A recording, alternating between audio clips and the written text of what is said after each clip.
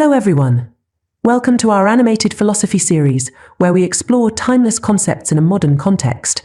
In this video, we're diving into the fascinating and complex world of Martin Heidegger, one of the most influential philosophers of the 20th century. We're going to explore some of his key concepts, particularly around being in the world, temporality, and what he calls authentic existence. By the end of this video, you'll have a better understanding of how Heidegger views human existence as deeply connected to the world around us and to our own awareness of mortality. So, let's get started. To understand Heidegger, we first need to talk about one of his central ideas, Dasein.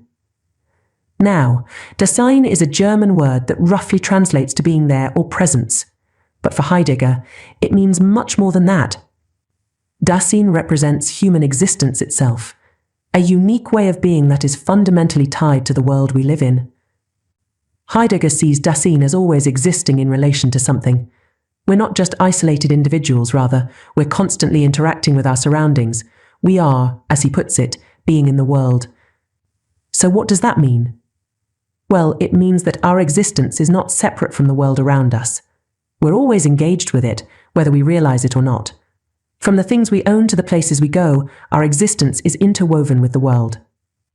This is why Heidegger doesn't look at the self as something detached, but as something always connected to the world.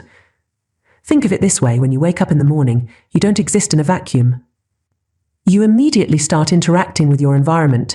You get out of bed, grab a cup of coffee, maybe scroll through your phone or talk to a family member. These simple actions show that we're always being in the world. We're always engaging with something or someone. In Heidegger's view, the world is not a distant place that we look at from the outside. Instead, it's something we're already immersed in. He uses the term being in the world to emphasize that we're part of the world in a deep, essential way. We're not separate observers, we're active participants. Now, let's shift gears and talk about another crucial aspect of Heidegger's philosophy, temporality, or our relationship to time. Heidegger argues that time isn't just a sequence of events. For Dasein, time is more personal, more connected to how we experience our lives. This brings us to a key point in Heidegger's thinking, which he calls being toward death.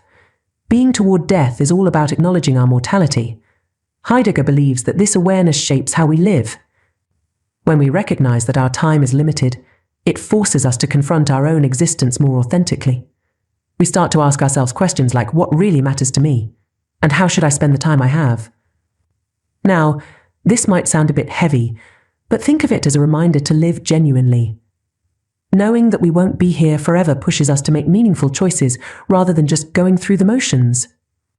It's about embracing our finite nature, which, in turn, encourages us to live more purposefully.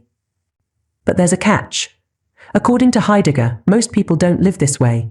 Instead of facing their mortality and living authentically, they conform to societal expectations. Heidegger calls this the they-self, where we end up living as they expect us to live. We follow the crowd, go along with what others say is important, and lose sight of our unique existence. Let's say, for example, you've always wanted to be an artist, but your family and friends keep telling you that it's a risky choice. They might say, "Oh, you should just get a stable job and forget about your art." If you give in to that pressure, you're not living authentically. You're conforming to what they say you should do. For Heidegger, this kind of living is inauthentic because it alienates us from our true self. Now, how does temporality affect our everyday choices? Well, since we are always being toward death, the time we have is limited.